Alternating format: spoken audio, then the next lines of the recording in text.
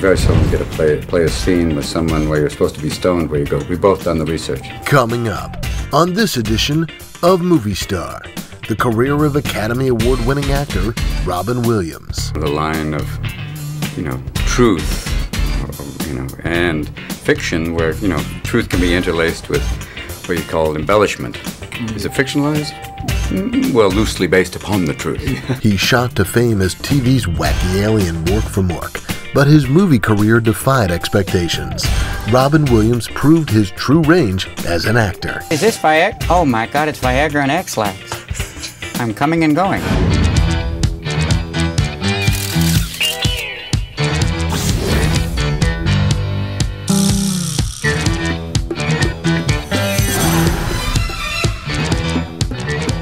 He's a smart person. Yeah. He knows an awful lot, and he communicates that. I love working with Robin. It's fantastic. Robin and I both went to Juilliard, so we have a similar background and training, and there's just sort of an unspoken understanding when you run across someone who has the same training background as you do. There's never a dull moment on the set with Robin, and it's sort of like, it's sort of incredible because he has so much energy. Descriptions of Williams are as varied as the many characters he's played on the big screen. According to film historian John Horn, Robin transitions from comedy to drama to stay on top of his game. I think what has made him successful is that he's a talented comedian who has been very approachable. Robin was born in Chicago, Illinois on July 21st, 1952. His full name is Robin McLaurin Williams. During college, Robin majored in political science, but he later changed that to drama and attended the prestigious Juilliard School in New York. After college, Robin put down roots in San Francisco, acting in small theater productions and making a name for himself as a local stand-up comic. Stand-up is like, 100-yard dash, just full out blast. Robin was discovered and given a guest shot on the TV series Happy Days. His character, an outer space alien named Mork, made a big impression, which led to his own series, Mork and Mindy. People still come up to me and go, Mork! It's like it's in their brain. It's locked. You would have to do deep hypnosis. Go, he is no longer that character. He did not sleep with Pam Dover. While Williams' TV show was a mega hit, his first two movies were not. Popeye, a live-action version of the cartoon released in 1980, was called boring by critics.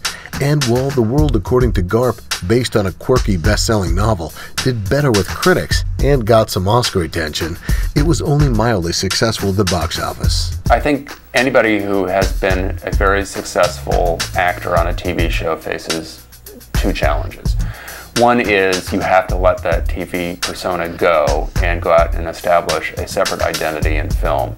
And the second thing that has to happen is the audience has to go along with that. He was on Mork and Mindy from 78 to 82, and that was an incredibly popular show. And when you go from a show that is that narrowly defined by the character you're playing, it's going to take a while to leave that image behind. And I think his early movies like Popeye and World According to Garp were not bad movies, they were just kind of quickly forgotten. Williams' next movies, Survivors, a comedy co-starring Walter Matthau, and Moscow on the Hudson, about a Russian who defects to the U.S., were also quickly forgotten. But Robin did receive a Golden Globe nomination for Moscow on the Hudson. Although Williams' movies weren't huge successes, he was choosing parts that moved him away from his famous alter ego, Mork. In 1986, he released 3 films, The Best of Times, Club Paradise, and Seize the Day. But big screen success would not be his until Good Morning Vietnam in 1987. The movie won him his first Academy Award nomination. By this time, Robin had become a father, but his first marriage had fallen apart. Robin also caused a mini scandal when he started dating his son's nanny, Marcia Garces. The couple would later marry. Robin was being offered a lot of scripts, but his acceptance of a role often hinged on the director. Monty Python's Terry Gilliam was the main reason Williams wanted to play the King of the Moon in The Adventures of Baron von Munchausen. In 1989, Williams celebrated several milestones. He married Marcia, and he was nominated for another Oscar, this time for Dead Poets Society, directed by Peter Weir. Robin played an unorthodox prep school teacher.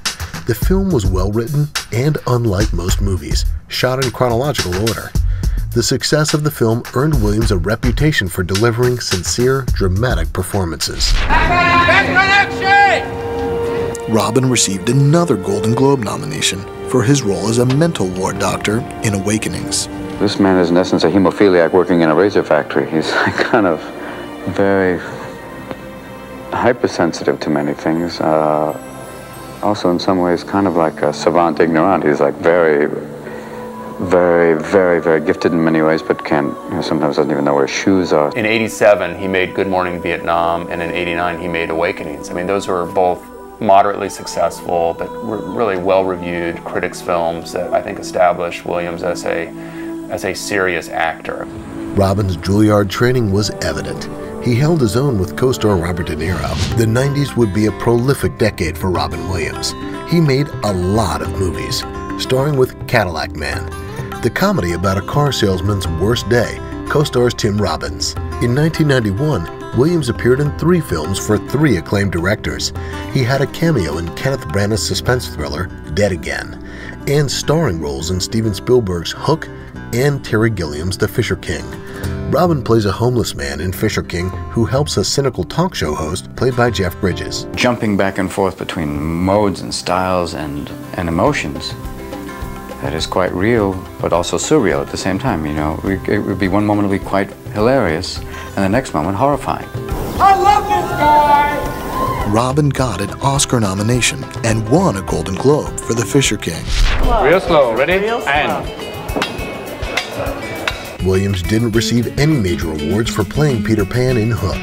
In fact, the movie was a notable flop for Steven Spielberg, but Robin and his co-star Dustin Hoffman considered it a memorable experience. It was a blast. I started thinking about it, and I get like, my eyes get like, and I get that. You have a whole soundstage going up that high, and you have a ship that big, and you go to the next soundstage, and you got Neverland, then you go to the other place, you got another piece of Neverland. I mean, it is magical. By this time, Robin was the father of 3, so Hook's message added to the appeal of the project. This fantastical world suddenly intrudes into your real world, takes your children and goes away. And then you're told, no, if you want them back, you have to become Peter Pan.